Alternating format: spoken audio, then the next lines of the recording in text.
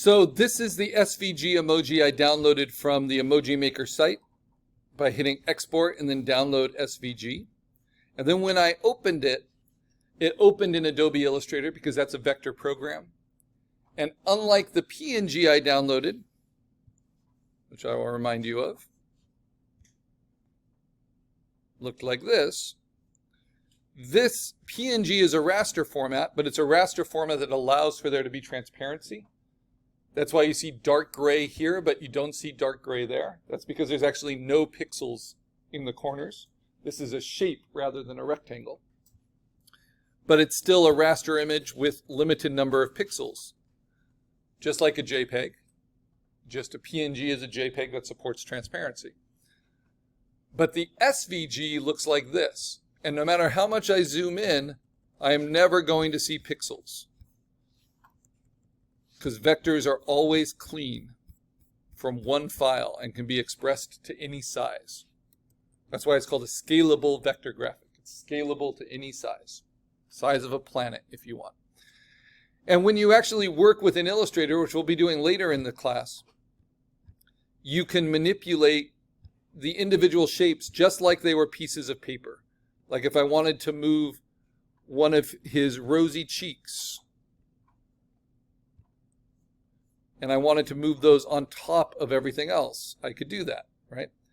I could also do things like rotate them and change their size, things we couldn't do in the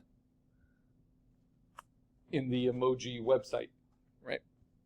I have full control. I could also use my favorite tool in Illustrator, which is the pencil tool, to redraw those shapes.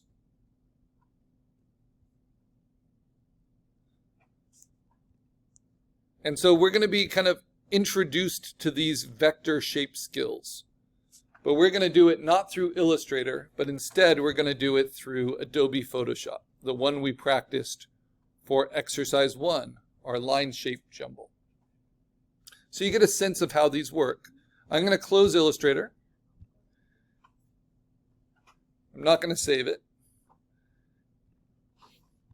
And instead, I am going to open up the screenshot that I made because it's going to be a higher quality raster image. I'm going to right click, open it with Adobe Photoshop. And by doing that, I am matching the directions given in the assignment. If you missed class and you want to make up for an exercise, I give you step-by-step directions. But instead of Photoshop, I use Photopea because that's a freeware version. You can practice this at home. So if you ever want to make emojis on your own, I've had students that make a whole bunch of custom emojis using these skills, and then they replace all their icons with their custom emojis. If it's something you enjoy, this will remind you how to do it with freeware tools. But in class, we're going to use the powerful professional software, and because Photopea does not work on our wireless network, we've opened this PNG up. Now the problem is, we know from our last project that when we open something in Photoshop, it will tell us how many pixels it is. And that Photoshop is a raster program that deals with pixel-based images. So this tells me it's 11.6 inches by 9.7 inches at 72 pixels per inch. That's because I grabbed this from a screen, and 72 pixels per inch is screen resolution. We need it to be print quality though. So the first thing I'm going to do is go to Image, Image Size.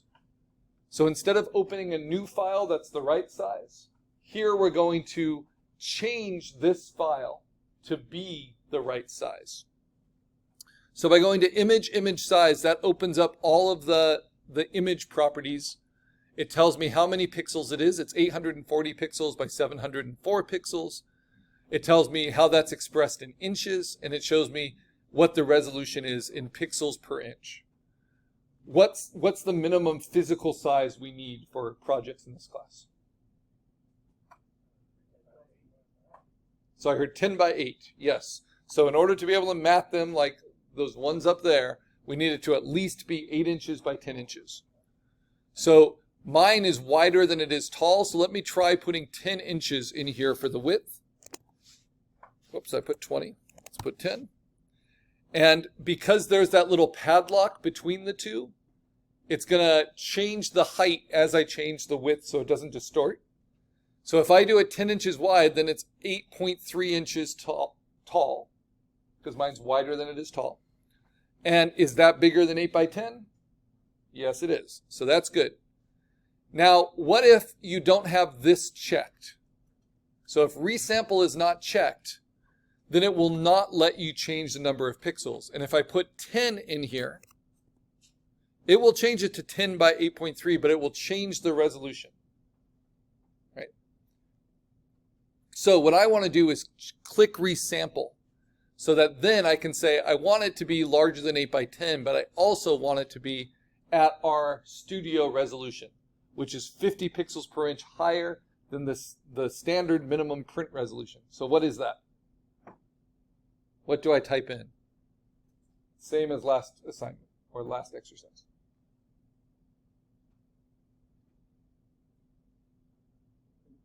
Guess something. How many pixels per inch do we want it to be? 350. That is our studio resolution.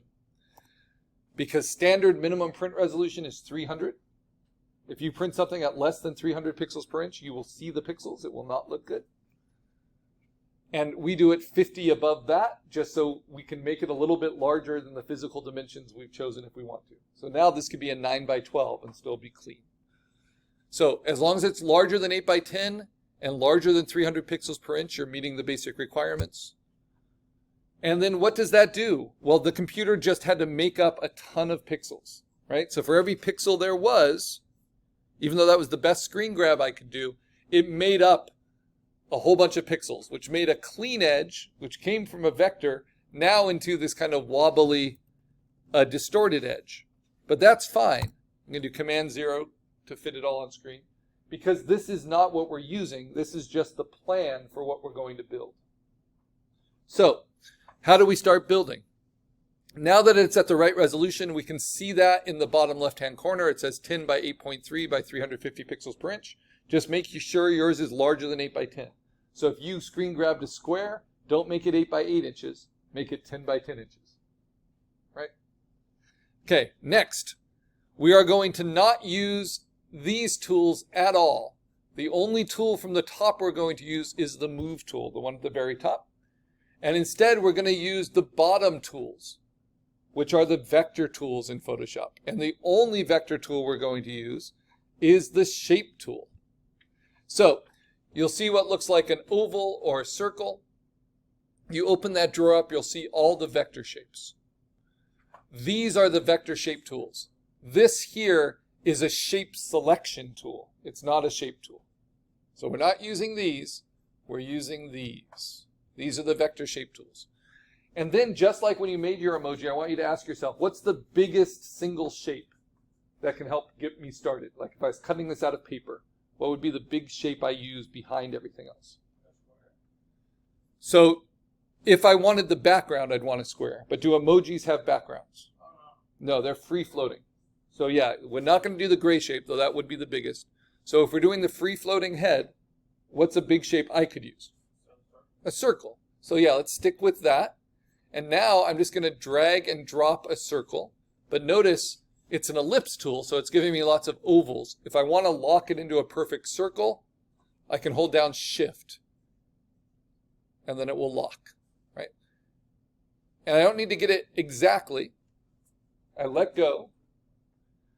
And this gives me a new layer automatically. Because every time you make a vector shape, it will give you a new layer with a vector shape attribute.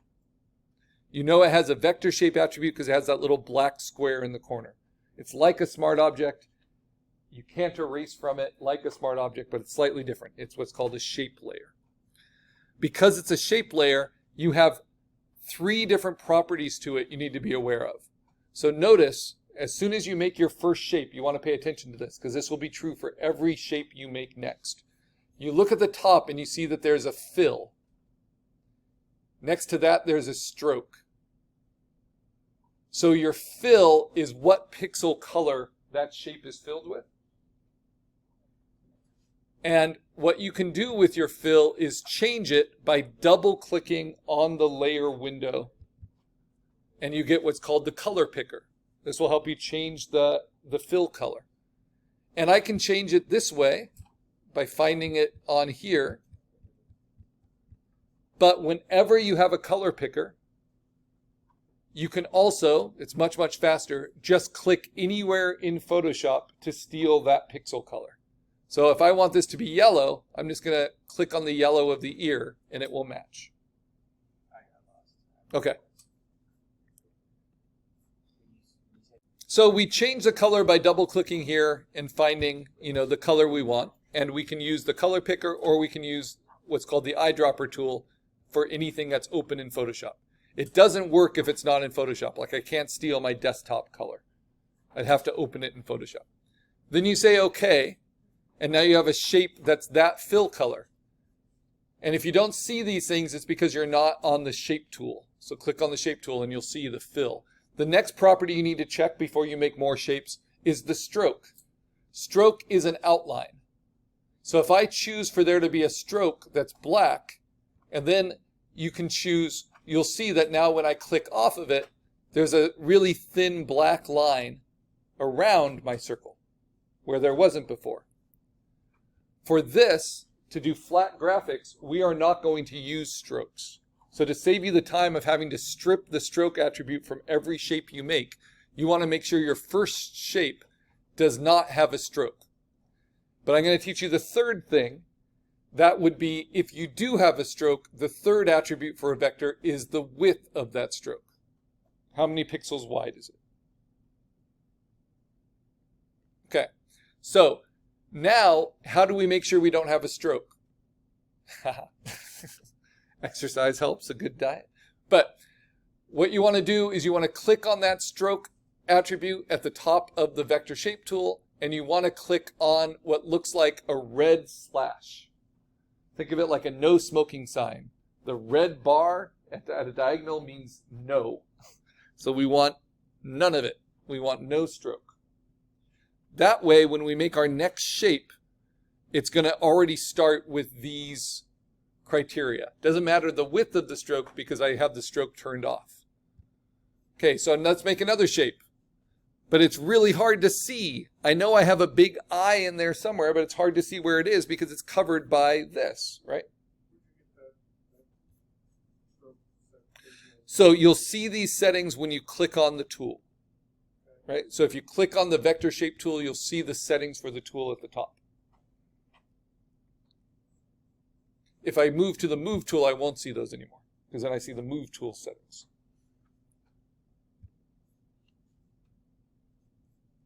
I'll come in trouble.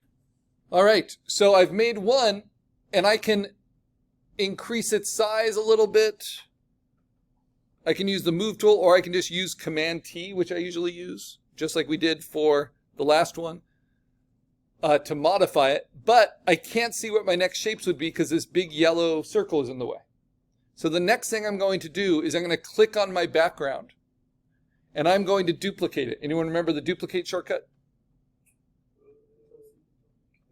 Control-C, Control-V is for other programs, right? That's copy-paste. Duplicate's different.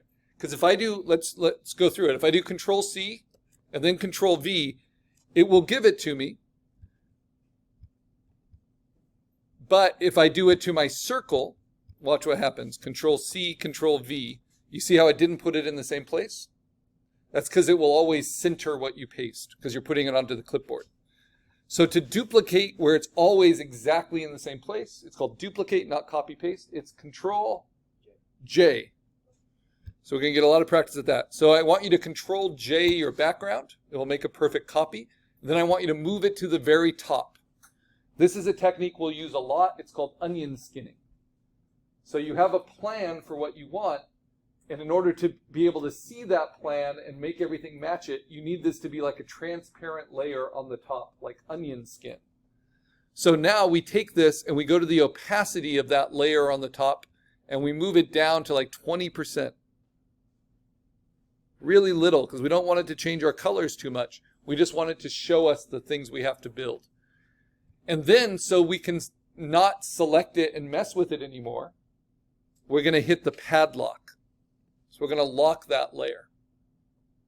Now I can see where that eyeball goes.